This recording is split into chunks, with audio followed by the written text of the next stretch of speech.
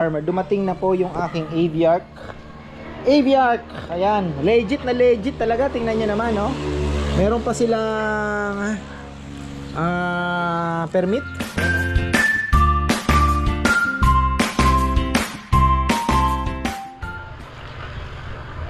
Yan na, isang magandang buhay. Nandito na naman tayo sa ating mga tanim. At yung ating langka, chinecheck ko. Hindi pa po tayo inulan. Yung mga abono niyan, hindi pa po nasisip-sip. Dahil hindi ko naman nadiligan na. So, ayun. May darating tayong tatlo pa na apat na seedlings. So, sana doon ko itatanim yan. So, may gagayad ko na lang. So, ayun. Tapos sana dumating na ngayon dahil ilang araw na, mga ka-farmer. Kahapon, inabot na ako ng takip silim. Halos madilim na ako natapos mag-dilig po ng ating mga talong. Mga ka-farmer, ayan. Medyo marami tayong kalaban. Hindi po napatay yung white flies. Pero at least nadiligan po natin yan. Pati yung sili, yung mga avocado. Yung isang avocado natin ang medyo critical. Yan, pinaliguan na natin yan ang husto. Pero hopefully, kasi yung isa naman pong tinanim ko doon, ganun din ang nangyari. Medyo nasaktan nung inilipat. Kasi 2 beses namin kasi to eh. Ayan mga ka-farmer. Sana wag naman 1.5 ka. Uy, huwag kang mamamatay. Tinitingnan ko, hindi naman po sa gawa nung linagay natin na manure, hindi naman po siya. Kasi yung iba naman, ayan kagaya po yan, recovered na siya. Okay na, yung talbos na lumabas ang ganda na. Ayan. Eto, ganun din. May mga lumabas ng magandang talbos. So, okay na po yan. Yung sili natin, namumunga na rin.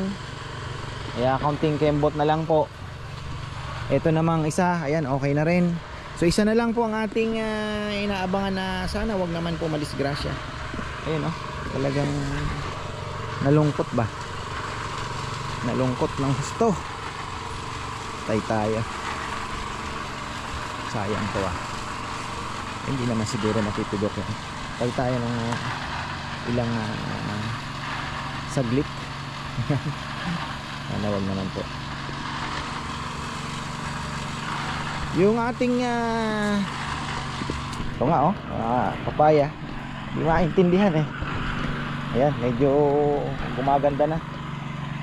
Dami pong lumilipad. Ayan hindi napatay. Meron akong binili pero hindi pa po ngayon dahil mahirap na. Medyo nabugbog po yan sa insecticide. Inulit ko pa kasi. Ayan yung iba medyo nalungkot. Kaya hintayin muna natin makarecover. Excited ako sa orchids. Ayan, yung orchids po na binigay nabili natin na yung unang dumating, medyo mahirap daw pabulaklakin yon. Kaya naghahanap ako ng indoor talaga siya. So maselan po siya sa araw, maselan din sa tubig. So ang gagawin natin, may naisip na ako, bumili na ako ng self-watering na pot para hindi na po ako masyadong di ba? So may mga binili tayo na mixing din para sa soilless pot, ganun ba. So meron din tayong binili 10. Bisyo na naman to mga farmer, pero okay lang. So ilalagay ko siya sa ibabaw ng aquarium, 'di ba? Mas maganda, medyo nasa taas ng kaunti pero daylight lang ang kanyang walang araw. So tingnan natin doon kung naisipan ko, hinahanap ko kasi sa bahay, hindi nang pwede sa lamesa, mga bata nako po mga farmer, grabe ang likot. So sa taas ng aquarium, safe siya doon. So doon na lang tayo magfo-focus. 'Di ba? So ayun. Didiligan ko pala yung aking yan na yung truck Yan, very good. So didiligan ko yung aking rambutan. Ayan, grabe init ngayon, ganda. Tapos mag-i-spray din pala ako ng marami pong garapata ngayon. Yung sa chlorine lang, marami naka nakawala. So sabi ni Bebe, yung si Vin kasi maganda. So ako po ay mag-i-spray para naman na ano, may binili na ako diyan. Kaya pala yung 2,000 ko ubos agad. Sabi ko 2,000 ba? Ito lang binili ko, isang bangus. Ano, 400 worth na bangus. Tapos bumili ako kay Lulu na pang ano sa ng sinigang, kasi sinigang daw ang gusto nila na baboy. Yung bangus sa amin na lang.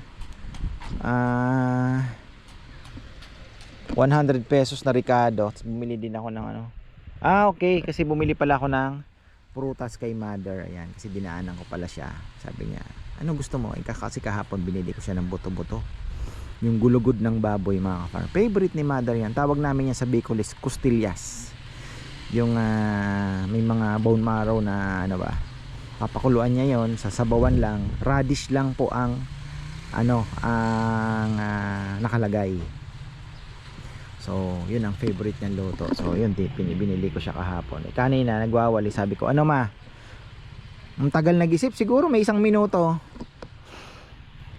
Ganun ang ganun, prutas na lang, sabi niya. So ayan, binili natin ng prutas. Wala naman prutas. Avocado, ayoko naman siya dahil yung mga avocado na bibili dito, nauna pa nabubulok eh.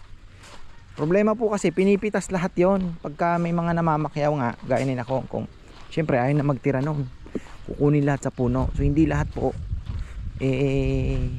magulang na para mahinog. So ang nangyayari, yung iba dahil hindi pa ready, mabubulok lang, hindi naman po maihinog. So ayun, grapes, peras, tsaka pongkan.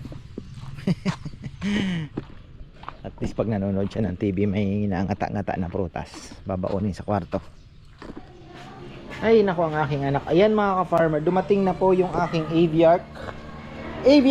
Ayan, legit na legit talaga. Tingnan nyo naman, no? Meron pa silang permit. Ayan, no? Bureau of Plant Industry. Ayan, kompleto po sila. Tapos ayan na, ito na hinihintay natin. Ang laki na pala ng ano, malaki na pala yung double rootstock. Ito yung maliliit. So papahingahan natin yan. May root booster na free. Ayan. Oh, ang galing. Mahanginan, hindi talaga mamamatay. Galing po ng ano nila. Ang galing ng kanilang packaging. Ayan, oh. Solid, ano? Oo. Ayan, Mama. huwag kang magulo. Iusin natin yan.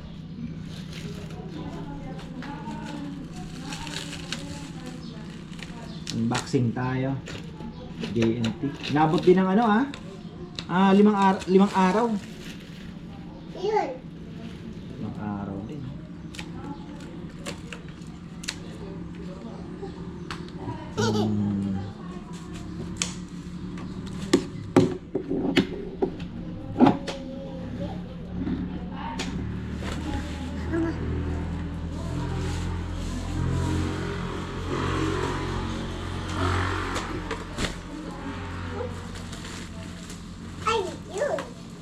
Magulo, ha.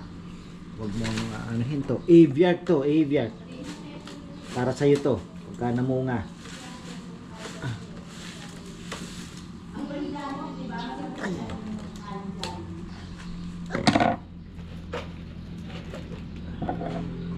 Wow. Oh, ang laki na pala. So, eto yung 1.5 yung malaki. Malaki na po pala yung 1.5 nila. Kasi itong tatlo 1, 2, tatlo na. So double rootstock. Ay.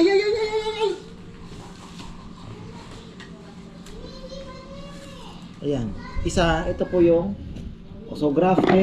grafted po siya, mga ka-farmer. Ayan, ito yung dugtong. Legit itong kinuhanan natin.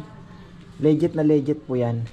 Mismong ang kachat ko yung yung in-interview ni Sir Buddy ng agribusiness. Mismong siya ang kausap ko.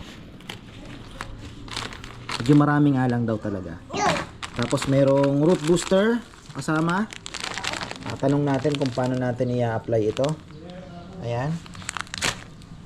Yan. Oh, don't touch ha, huwag ka masyadong magulo. Okay, ito yung tatanong natin. 3 years lang daw yan mga ka-farmer. Ganyan pa rin kaliit. Joke lang. Ayan. So, ayan po, grafted, ibig sabihin lahat ng susupang dito kailangan nating putulin. Lahat lang ang papalaki natin, lahat ng galing dito. Oy, no, don't touch it.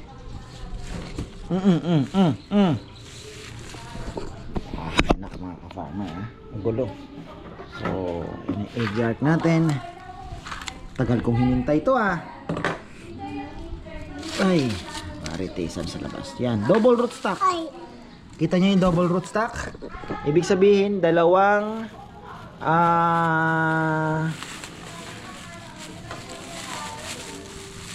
pong buto. Pinagdikit nila para mas marami ang nutrients na makuha, mas mabilis lalaki. So ito kasi, ayan dito na, dito siya dumugtong. Ayan ayan mga ka-farmer. So, ayan po. Medyo na ano siya ng kaunti 1,500.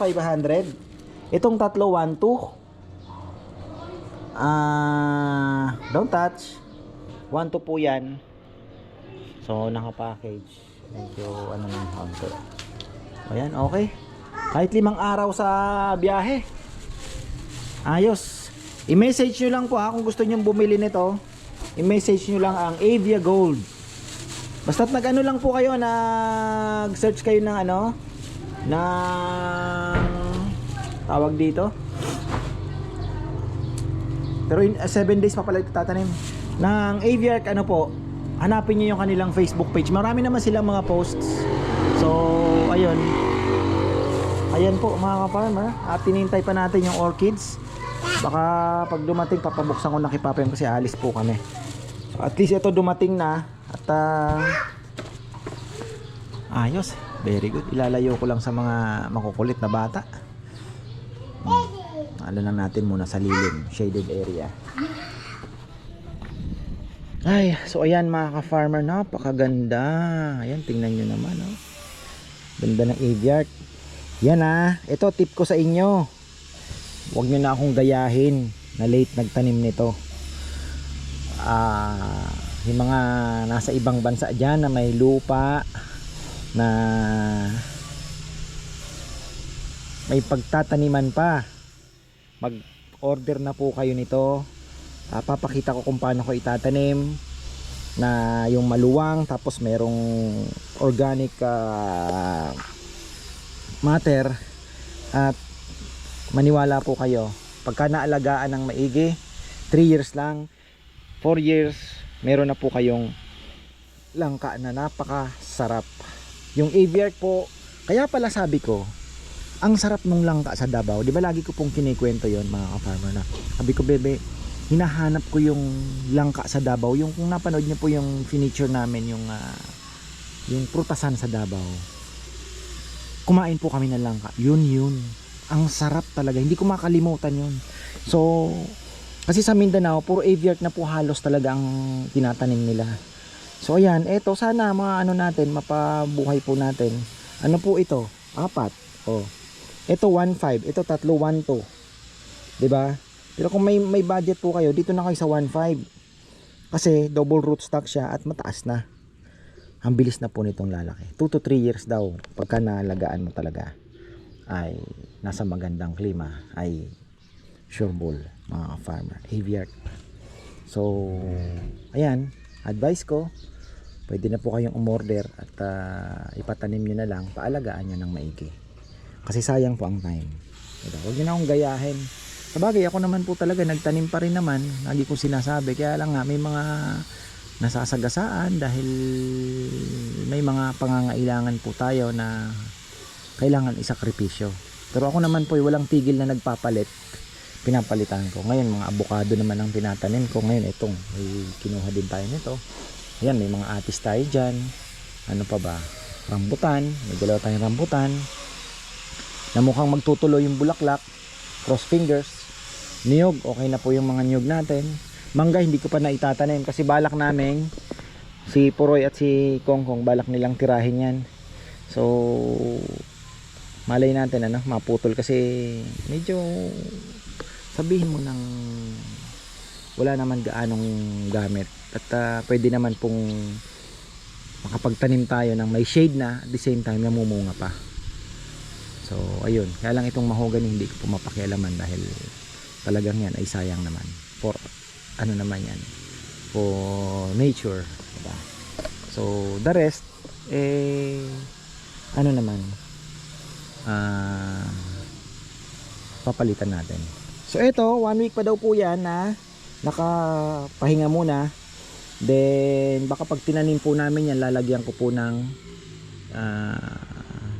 takip ano, na shading net para kahit papano meron po siyang shade dahil medyo maselan po ng konti. Ito dito may lilim pero ito dahil ano, ganda talaga mga farmer. Legit na legit po. Ayan, so basta pag grafted, kunyari dito yung dugtong, any umano diyan sa ano, tatanggalin po ninyo yung magsusupang dito sa baba nung pinagdugtungan. Kasi ibig sabihin yun yung ano niya, original na sanga, hindi po magbubunga kaagad yon. So dito na po kayo, tsaka baka mamaya hindi aviart. Kasi pwede pong langka din ang ilinagay pero hindi po ano ng aviart, ano, sayang. So yun po yun mga ka-farmer, kaya ingat po tayo. Yun lang ang aking tip. No shadog.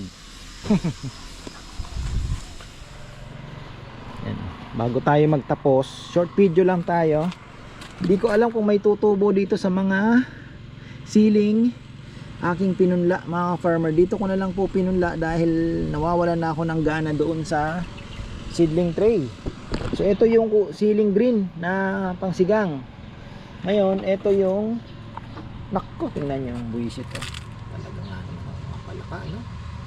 Gahanap ng uy, mais ka nga dyan, mais, buwisit ka. So ayan mga farmer, balik ka na naman na buwisit ka, tapos ko na yan. So ayun, ito naman yung ating siling bird's eye chili. So hopefully makailang puno lang po ang mapatubo natin dyan, tayo po ay masaya na. Dahil pero kung mas marami, the better, kasi itatanim ko din po yan doon din sa mga gilid dyan. Di ba may mga puno tayo itatanim, sisilihan ko pa rin po yan, tapos may papaya pang kasama. So dito ganun din. So kung mapupuno natin, marami tayong sili, marami tayong mailalagay sa suka, di ba? Tapos ayan naman, ulitin na, namatay yung bird's eye chili ko. Lilipat yan mga farmer, galing yan galing sa Aguo. Ito yung ating ano, wala naman pong, di ba, hindi naman nalungkot, hindi naman, okay naman siya. So ibig sabihin hindi mainit yung ano. Yun po chine-check ko kasi pare-pares lang naman yung pagtatanim namin. Tapos ito na yung ano, rambutan. May lilim dito. So ayan po yung bulaklak niya. Malay natin, 'di ba? So importante. Hindi nga nakatagilid nga ito Tapos dito ko po itatanim yung isang aviart na malaki. Pinag-iisipan ko dito kasi malapit sa Chico. Ayan dito. Ito yung Poso Negro Lalapit ko ng konti dito. Hindi naman siguro madadali dito mga farmer. Ayan dito natin yan, langka o kaya dito banda. Papahukay tayo kay Kongkong ng malaki. Tapos ayan dyan, or pwede pang magbago ang aking isip kasi inaalala ko baka ano na pang matagalan na di ba? So parang alanganin kasi dito parang alanganin. Pero maganda rin dito kasi diba, hindi naman po lalaki ng husto yun. Ititrim mo naman kasi yung Chico, ayan ganda ng Chico Ito po ay marcoted na Chico. Si Junjun ang nagmarkot nito kasi meron dong Chico si tito niya. Nagpaugat siya. Tapos yan binigay niya po dito. Actually yan, tinanim yan doon sa may mulberry dati. Tapos inilipat, malaki na siya, nilipat. Ngayon lang nakaka-recover. So yun po ang karamihan pong nakapost. Mangga, kunyari may mangga, sasabihin nila bonsai na eto po kanya namumunga na, nasa paso lang. Hindi nyo po napansin, hindi nyo po naitanong sa sarili nyo paano nagkasya yung ugat. Hindi nyo naitanong sa sarili nyo na bakit naandyan di ba? Kasi po yun po ay maliliit pa lang ang ugat nun. Yun po ay pinaugat lang, minarkot lang. So pag inilipat nyo yun, saka pa lang po ayan, saka pa lang po yan aarangkada. So naputol yung battery natin, dinugtong ko na lang. So ayan, saka pa lang po aarangkada pag nilipat nyo. Pero eventually magiging puno din. Kaya lang nga, yun na ang advantage puno, disadvantage po noon. Dahil wala siyang primary roots, mabilis daw mabuwal. 'Di ba? So kung may bagyo, mabilis pong mabuwal. O ayun lang ang ating opinion. Hindi kagaya ng grafted na mayroon po siyang primary roots na mabilis lang pong kumbaga makaka-hold talaga ng Pero ayan, magiging puno naman po 'yan. Kaya yung iba, mas sinasabi nila sa paso na lang, parang ganon. 'Di ba? Yung pwede po sa paso, yung mga nakikita niyo po sa Facebook. Sinasabi na pwede sa paso, pwede sa sa bahay niyo. Kaya lang pag paso po, kailangan yung nutrients, kailangan niyo pang mag-aral kasi ang para kayo nagkulong ng ibon, 'di ba? Pag hindi niyo pinakain, wala, mamamatay. 'Di ba? Hindi wild.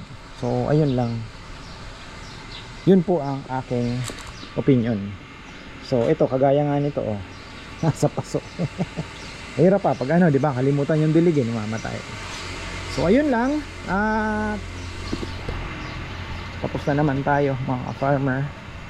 At ayun, sana naman yung aviark natin pagka ako'y na-addict na naman at bibili ulit tayo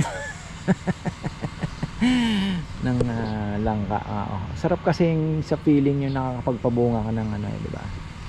So ayun, sana yung mga avocado, isa sa pangarap din natin yan, avocado, yung pili, dami natin pangarap mga farmer. Pero yun nga, ligaya ng puso yan. So ayun, tapos na naman tayo, tapos na naman ang kwentuhan. Ayan ang dami nating ililipat kita nyo yan, doon sa may orchids, diba? Ang dami yan, ililipat. Pati yung doon, meron pa. Pili lang tayo ng magandang paso. Carabao grass ang ilalagay natin, sabi ni Sydney. Dalawin natin siya pag pick up ng Carabao grass. So ayun, marami pong salamat at magandang buhay.